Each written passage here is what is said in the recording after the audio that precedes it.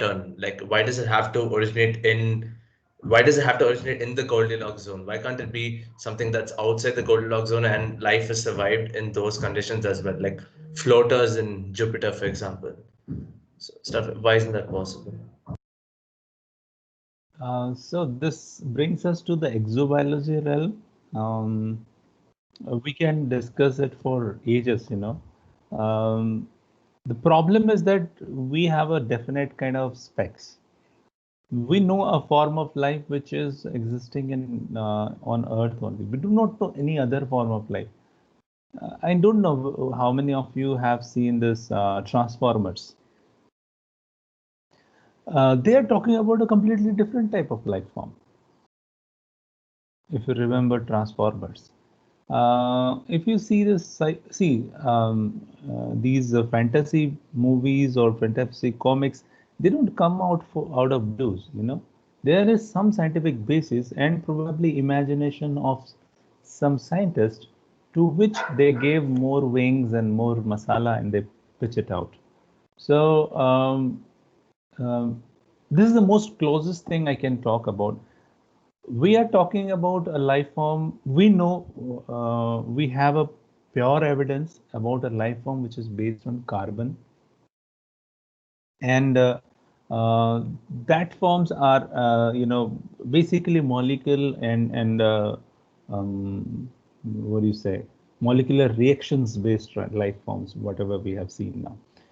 Now in transformers, they say they have complete a metal form of life form. So those forms we don't know at all. Okay. So, but the form which we know for sure, if you keep these forms at 400 degrees, still we have extremophiles which can survive. But when we are talking about Jupiter, they have to have a soil. I mean, have to have a hard earth. There is gas, you know, super cooled gases. On gases, how could life form? Like at least a carbon-like life forms cannot exist, right? So our life forms are material based, and that material is of course carbon as of yet. That carbon actually makes different structures, portions, and then cells, and then it can allow to replicate. And often after a lot of things, then only we get initially a molecular level of connections, then a consciousness sort of thing, which we are talking about. So that's a different thing altogether. Okay, so these are we cannot compare different things. So whatever evidence what we have to look it from that angle. That's why we normally try to find planets in Goldilocks zone. See, our exploration for Earth-like planets or life in other solar systems is basically idea that we can actually venture those planets when there is some debacle happens on Earth. Our idea is actually to play safe and to find a safe place, nothing else. Just kind of the Vasco da Gama or Columbus kind of exploration, similar kind of exploration we are trying to do with exoplanets. That means if we see some other life forms also, we should not, and that is not in Goldilocks zone, we won't bother, because human, if they go into those planets, they will not be able to survive. Right. Yes, that makes sense. Yeah. So, so we were talking about your cells, and last class we have discussed the eukaryotic cells and how do they look, and we tried to see a virtual experiment also. So we try to see zoom into the different portions of the cells. So the major difference between animal and plant cell, these are the two classical eukaryotic cells actually, and they are. I think Atharv is having some connectivity issue. He can see the video later, not a problem. Okay, so We, sir? I'm right Atharv, here. Atharv, Yeah, Atharva Namjoshi, I'm right here, sir. So you are unable to, you are having connectivity issue? No, sir. You just wrote. Maybe a different author.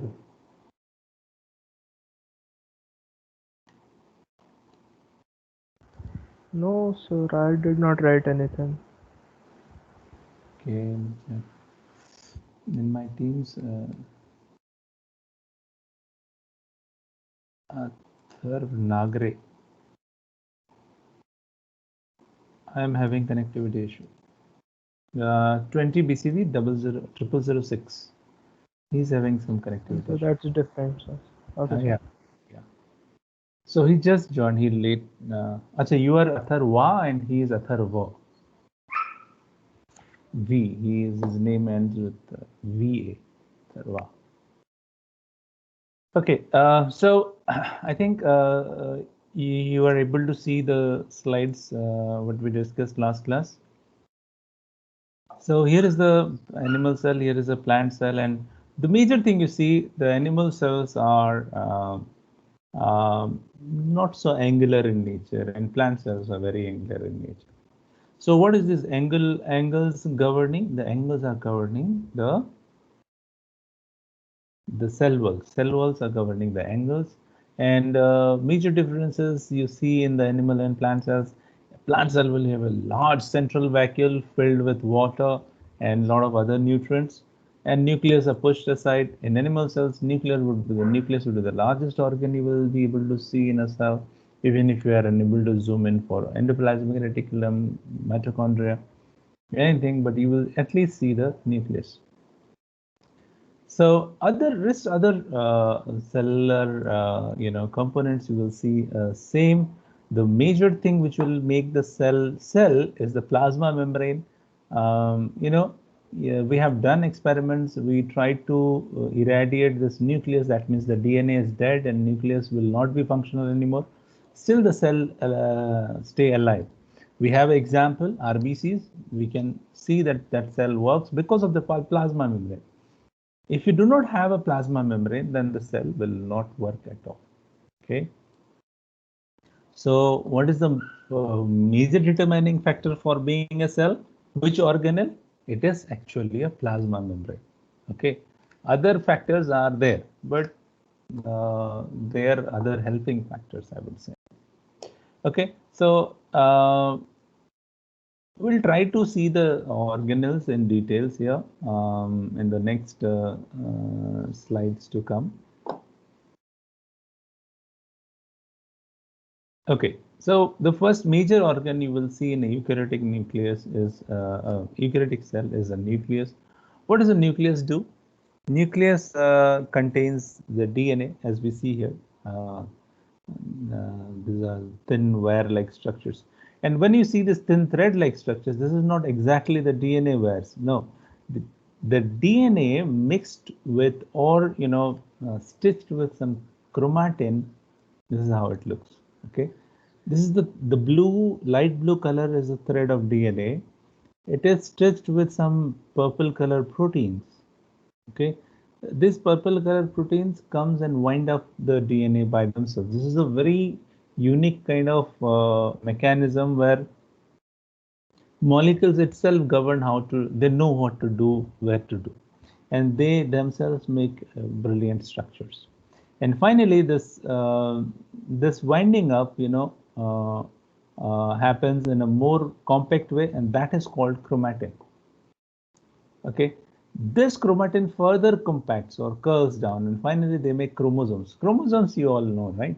So these are but chromosomes in a normal cell you will not see. Dividing cells only you will see chromosomes. Okay, that is first thing. Chromatin, which is majorly threads of DNA, single long molecule, that is DNA. Individual chromosome is actually an individual DNA molecule. So if we have 46 chromosomes in our cells, that means we have individual 46 number of DNA molecules. The length of the DNA molecules are questionable. Different lengths are also there. So after the cell division, actually they unwind and they stay here, so that the DNA, if it is unwind only, it is able to do function. What is the function it will do? I'll show you something. Now, this nucleus is circular or spherical in nature, and it has got this nuclear membrane. If you really zoom in to the nuclear membrane, you see there are two, the membrane is bilayered, two layers of membrane is there, similar to that of the endoplasmic reticulum. Endoplasmic reticulum, you see, there are two layers of membrane, you can see here. Okay. So similarly, here also the whole nuclear membrane, although it looks like a football, football also have, you know, two layers: the outer, the leather layer, inner, the rubber layer which contains the air. Okay, similar way, a nuclear membrane has two layers, and these two layers also do have pores which can open through and through. These are called nuclear pores, and you see this purple colored things, they are actually special proteins called nuclear pore complex. What is their job? Their job is to produce messenger RNA. You know, that's another molecule which is very essential for the cell, which produces messenger RNA, now which allows messenger RNA to come out of the nucleus and go to the cytoplasm. So anything outside the nucleus, we call it cytoplasm. Okay. We also see a very dark spot in the nucleus. What is this? This is a nucleolus where again there are a lot of RNA is being produced here. That RNA is majorly rRNA, ribosomal RNA. When you see these small brown dots in the nuclear membrane walls, that is actually ribosomes, which finally are translocated to your rough endoplasmic reticulum. These ribosomes, these dots, are majorly made up of RNA. Also, there are some proteins associated with it. And this is the smallest machinery, cellular machinery we know. That means, and smallest and simplest. That's why we find it in your prokaryotes. Also, we find it in eukaryotes. But this ribosomal size and the molecular nature is a bit different. Okay, so each ribosomes are made up of you know, heavier unit and a lighter unit. Although these organelles are smallest, but these organelles are the heaviest also. So when you actually you know, crush the cells and spin it off, like fruit juices, you will find the seeds at the bottom. Similarly, you will find the ribosomes falling to the bottom in the first place itself. So endoplasmic, so after nucleus, of course, nucleus is the heaviest. Then we can have this ribosomes as that of as the second heaviest organelle of the cell. I mean, most densest organelle of the cell. Okay, so this is about the overall organization of the nucleus. Plus, you can see that this chromatin, these are threads. These are not exactly, if you can say, wool. A bundle of wool. Bundle of wool has a ball of wool. Does have its own strength. So if you wrap something over it, it will keep it like that. But nucleus is not like that. It's not exactly a bundle of wool or ball of wool. That means the chromatin fragment inside, or the chromatin filaments or threads inside, are randomly aligned, of course, and they do have very large amount of free space to move here and there. That means these the chromatin filament is not the nucleus or the central portion which holds the double-layered nuclear envelope in that place. The double-layered nuclear envelope is actually held in place by some inner framework. There is a protein called lamin protein, nuclear lamina core. This is a grid-like, wire mesh-like structure, but they are actually proteins. Okay, they're mesh-like. So they are present in the inner wall of the nuclear membrane. So they this mesh-like structure holds the nuclear membrane in place, nuclear pore in its place, and rest everywhere, all the membrane in its place. It also helps the chromatin, fragment to come near the nuclear pore and produce messenger RNAs for the further processing. Okay, so have you seen Pa movie Pa? All of you have seen. Amitabh Bachchan was uh, playing a role of a special genetic disorder, disease model. And in that, when a child takes birth, that's called progeria, meaning in young age itself, you become old and die. Okay, I mean, if you are born within 10 years, you get all signs of getting old. Your teeth will fall again, you will be able to see less, and your skin will be as if you are an older person. So in that movie, you see that disease happens due to problem with this nuclear lamina. In all the cells of our body, if this nuclear lamina isn't formed properly, the cells itself doesn't stay for long. If there is a small mass of cell, it stays well. But if the cell mass is more, that means the inward pressure of the cells are more, then the cell will not be able to keep its structure, maintain its structure. That's why you need nuclear lamina. So mutations or change in the lamin protein, genetic alterations can cause these kind of diseases. There are a lot of other diseases also, but this is how your nucleus is organized, and having nucleus in its place and in its proper structure is so important. Now you understand. There is one more important thing, nucleus. There is no other DNA present in cytoplasm. All the DNA present in a so safe vault called nucleus. Okay, because if the DNA changes a bit, the organ changes a lot. So this will learn how the informations of how to make the organization is present in the DNA sequence itself. So we just learned about the nucleus and the ribosomes. We just saw that, ribosomes are double units, you can see, and majorly they are present in the rough endoplasmic reticulum or often in the nuclear wall, and they help in protein synthesis. That is their major work. Next, the organelle, we saw this endoplasmic reticulum. They are connected to the nucleus directly, but directly there is no messenger RNA which is being produced from the nucleus directly gets into the endoplasmic reticulum. It goes into the cytoplasm in the empty spaces between the endoplasmic reticulum and the nuclear membrane. And from there, this small thread-like molecule is picked up by the ribosomes, and then the ribosome starts producing protein of that messenger RNA. There is a smooth endoplasmic reticulum too. Smooth endoplasmic reticulum they already contain a lot of other enzymes inside them, which can produce lipids meaning fat molecules or the molecules which are present in the membrane, they produce that. They also help they give a very important secure place of manufacturing. That's what they do. Okay, manufacturing carbohydrates or metabolizing them. Also, they can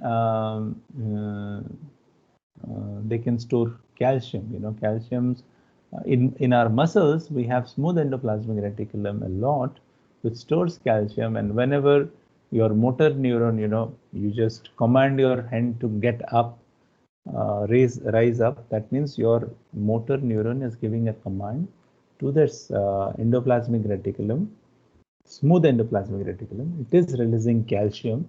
Once calcium is released, you can move your hands. Meaning your muscles will be contracted. Also, it can do detoxification of poisons and all. So, a lot of roles done by endoplasm. Where does it stay? Very close to the nucleus, though. Okay, so that means there is some role of endoplasmic reticulum in the stability of the nuclear membrane also. Then we have this Golgi apparatus. We have this similar to that of endoplasmic reticulum, but the things are more flatter, or chapati-like. Okay, this is a cross section you see, and they have at the end they have little vesicles. So endoplasmic reticulum, when they are able to produce the protein finally, the proteins are released in small membrane packets. These membrane packets are received by Golgi apparatus. Okay, Golgi is the name of a scientist actually, Camillo Golgi. He discovered this. So this packets or this membrane packet is received by this. So how they receive? Membrane fuses into membrane. Nothing like soap bubble can fuse into soap bubble. It's very easy to fuse membrane into membrane. So here they fuse to the Golgi apparatus, and this protein is being packed properly. This protein is post-processed in the Golgi apparatus for to be able to functional, and finally it is packaged in another vesicle in the Golgi apparatus. It gets into from here, processed in a lot of this called Christie, and then it is released out like this. Okay. Then we have this lysosomes. Lysosomes are special, similar. They also are membrane-like thing, but they contains a lot of enzymes. Often they are produced by Golgi apparatuses itself. Okay, but they contains very dangerous enzymes. If the lysosomes leaks inside the cell, it's kind of the in your school bag you have an acid bottle. If your acid bottle leaks, what happens? All of your books burns, right? So if it is in a bottle, fine. You can go and keep it there in your bathroom, wherever you. So lysosome is kind of an acid bottle. It is actually acidic in nature. So its content is acidic in nature, and the enzymes present in the lysosome function, and meaning the catalysts present in the lysosome function at a low pH, like that of our stomach. We have this vacuole here. So vacuole has a lot of things to do. It does water balance, and these are the roles here. I'm not going to go into detail. So what do we understand here? Proteins is being, this nuclear material, DNA is here. DNA is read into a message. It's not the whole DNA has to be passed out with the nuclear port. DNA is copied in the form of a message. We call it a messenger RNA. This message is read by ribosome, and exact kind of proteins are being produced in the cells. Okay, this is how the system works in the cell. Okay, and for that, endoplasmic reticulum, Golgi apparatus, lysosome, vacuoles, all membrane-bound organisms, endomembrane systems, we call it endomembrane system, are at work. Then comes your special organs, okay, organelles of our cells. These are mitochondria and chloroplast. These are one of the most important organelles of eukaryotic cells. If we do not have mitochondria, then we cannot imagine to have respirations. These mitochondria actually helps in our cytoplasm also. See, for any protein or anything to move in the cell, even the nuclear pore to open, you need ATP. This is a molecule, ATP, adenosine triphosphate. That molecule is required everywhere. So when glucose is taken up by your body, it is actually converted to the bond energy in the glucose is transferred into bond energy of ATP. And that particular, like in India, you will not, even if you have dollar or dirham, nobody is going to accept. Okay. So what you have to do is you have to convert it into Indian rupees or paise to be able to use that. Similarly, glucose enters into your body, but it into your cells, it has to convert itself into, or the same value of energy, it has to split it into ATP molecules. Their ATP molecules can be produced from glucose to some quantity in cytoplasm, but in mitochondria, it can be produced in large quantity. Okay, so that is why we need mitochondria. And mitochondria, we have it in plant cells, we have it in animal cells both. And how does it look? This is an electron microscopic picture of that. If you see it here, this is how it looks. So this mitochondria also is a double-layered membrane. And here you see there is important thing. The mitochondria also have a DNA. It also had got its own ribosomes inside. It's a very unique thing. No other organelle has got its own ribosomes. Okay, so this is how in overall cell you will see a mitochondria present at different places. But here you see they are motile in nature. In different, they can actually run into different places. So what do you say? The inner outer membrane of mitochondria, we call it outer membrane. Inner membrane is called inner membrane, and the inside is called the matrix of the mitochondria. And the finger-like projections, you see this finger-like projections? Inner membrane has got a special finger-like projection inside the matrix called cristae. Okay, so this overall structure has got a lot of things to do with your ATP production. We are going to study in detail later. Then we have this another organelle called chloroplast. Chloroplast, we all know that it makes sugar molecule. Okay, that means it can convert light energy. Okay, light energy, and it can store that energy present in the photon into a bond energy, which is made in the form of a glucose molecule. And how does it can do it? Again, this we can call it as chloroplast, or we can call it plastid. If it is green, we normally call this chloroplast as these plastids as chloroplasts.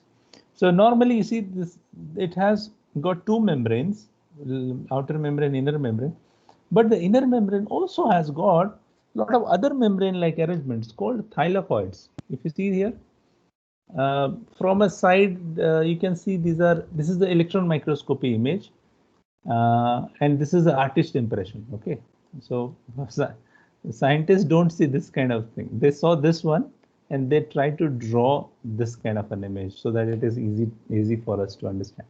So if you really see that, it looks like a stake of coins. You know, these are called thylakoids, meaning layer of membranes.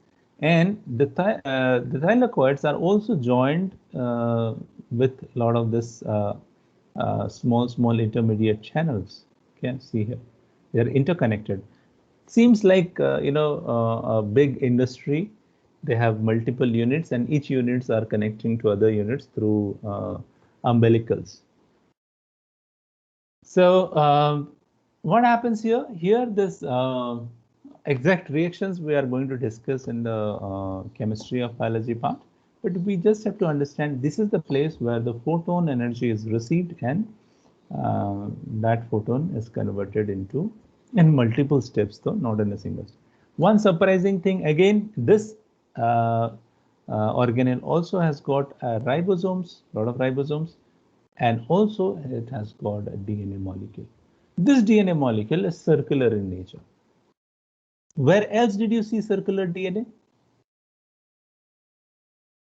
We see prokaryotes. In prokaryotes, we see a circular DNA molecule. Okay, that is the nucleoid.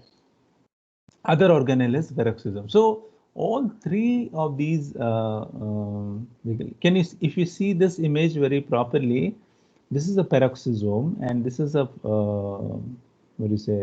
chloroplast, and this small zone is a mitochondria, and this is a peroxisome.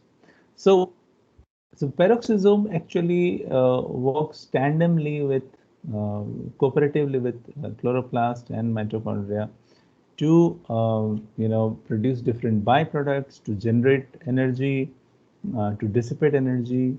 So it has got a very specific function. That's why it works in a combination.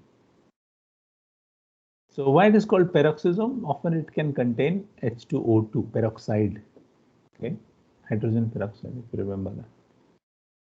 Okay, so these are the three organs which actually can convert energy from one form to another form. Okay, so these are energy management organelles.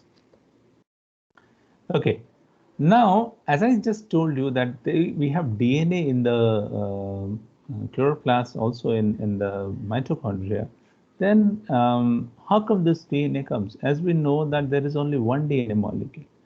When the cell replicates also, these mitochondria or chloroplasts, they replicate by themselves like a binary fission. So what can we think? We can think that these mitochondria and chloroplasts probably were individual organisms and individual prokaryotic organisms in the early time when the life forms are beginning to diversify. But at some point of time, this was a basic eukaryotic cell which was very sluggish. Okay, the erection, whatever was happening, is very slow. It was just barely was able to produce energy through lights, because the particles are the pigments are very dispersely present, and there are some reactions only which can give some ATP molecule, and very sluggish reaction is happening here. In this basic eukaryotic ancestors, which is covered with a membrane, sometime a visitor came, that is the mitochondria, which entered inside the cell, and probably its main intention was to have a parasitic advantage, but later on it came that it started dividing on and on, never left and killed the cell.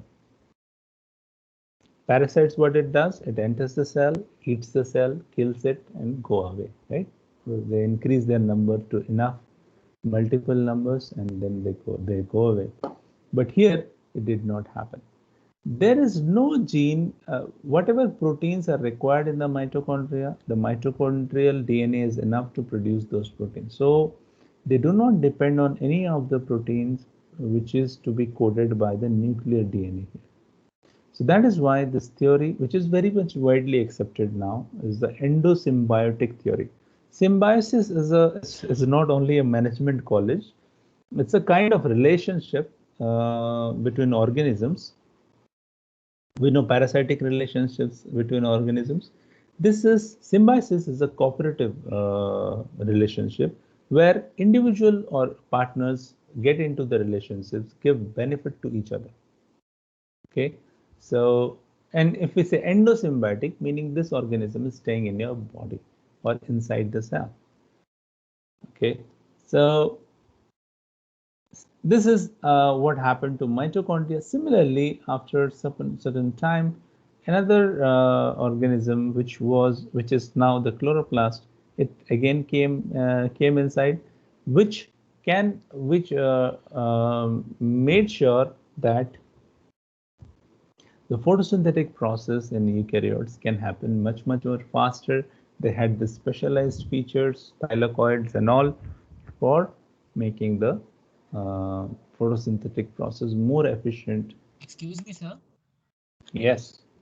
Sir, in mitochondria and chloroplasts, even right now, can we see like the cell organelles we find in normal prokaryotic cells, or at least some of them?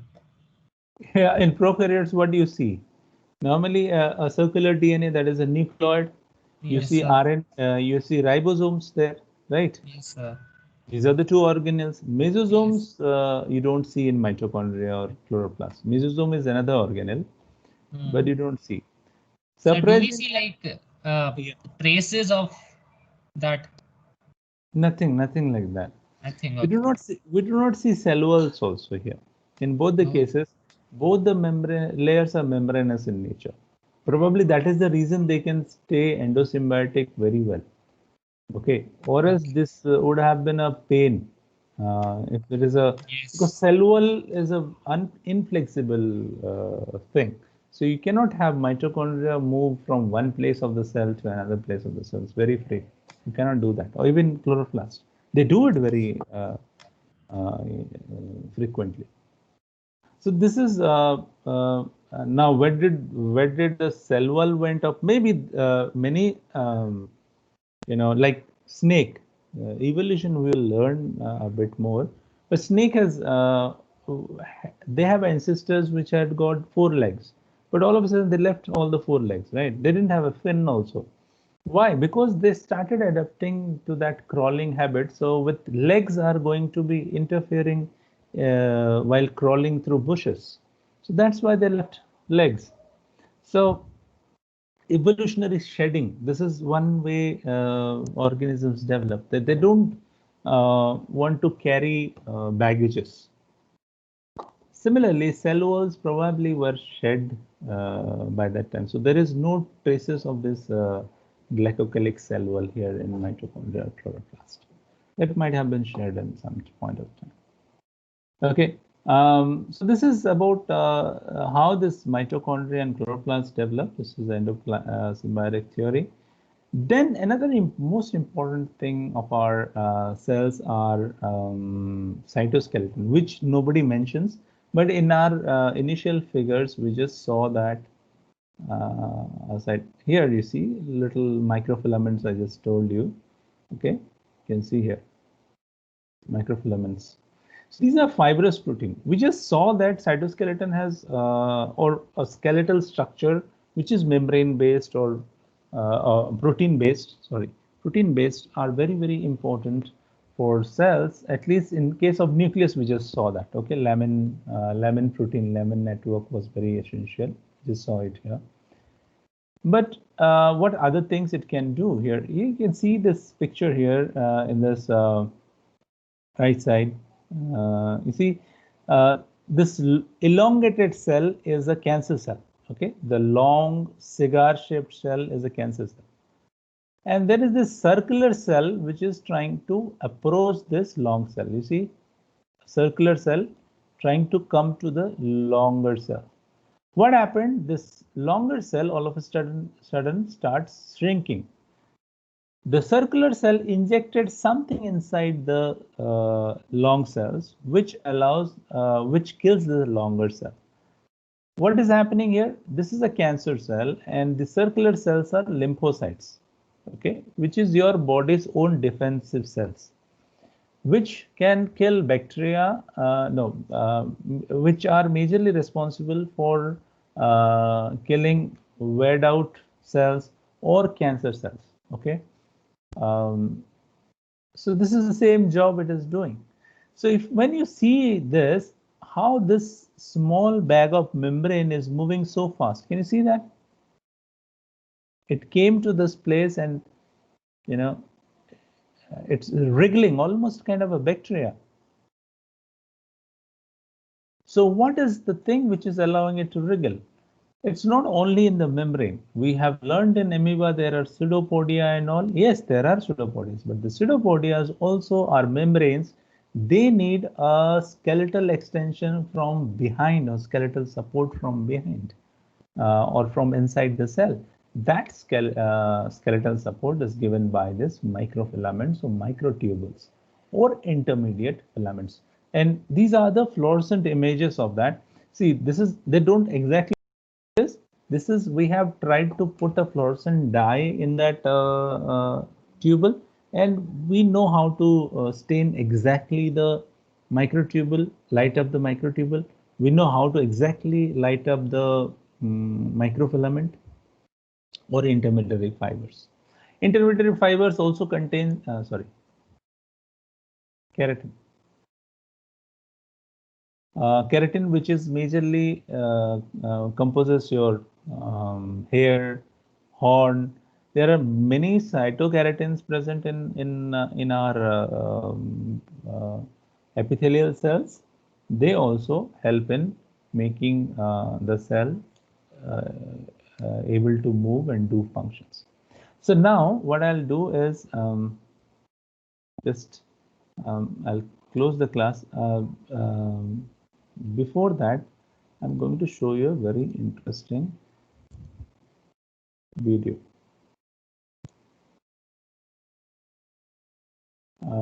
This was already given to you in this PowerPoint itself, but I'll just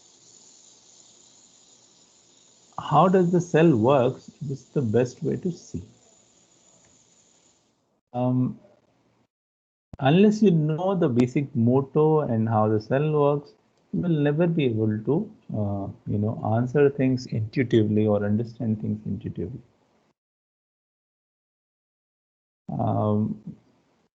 What I'm going to do is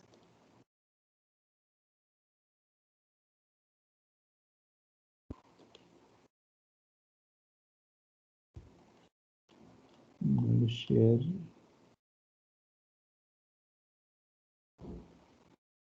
It's not coming. What is the problem?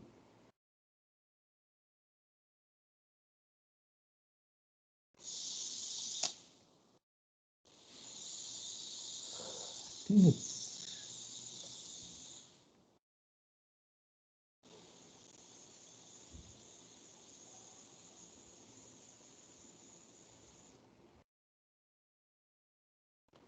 okay.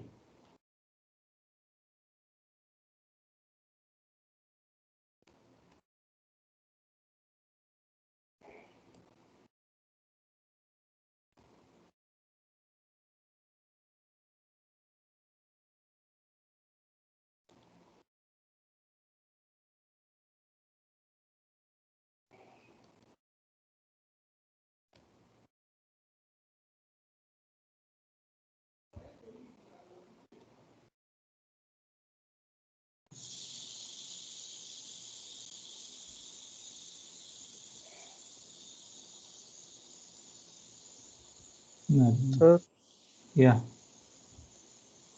sir, before exam, can you provide us any sample papers so that we can know the exam pattern of This exam? quiz was exactly for that reason only. So I hope you learned something.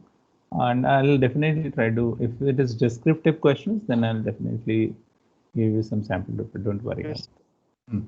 Sir, then cells and classification of organisms, these 4 chapters will be our syllabus for CAT 1. Yes. Okay, sir. Thank you.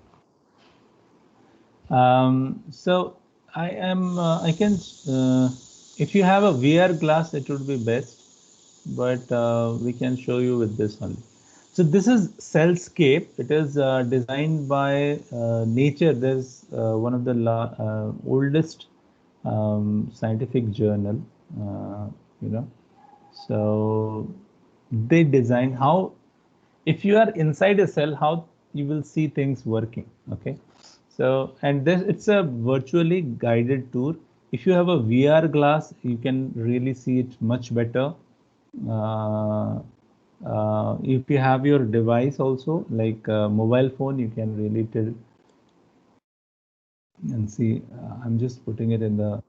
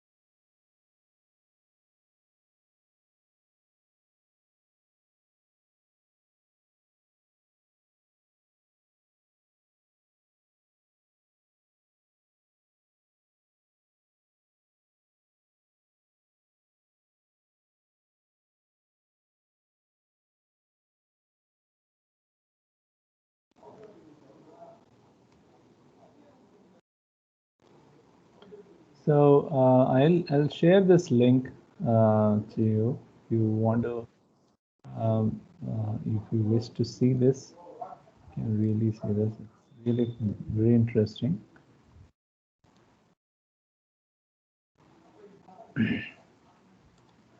So that will be all for the class today. Thank you very much.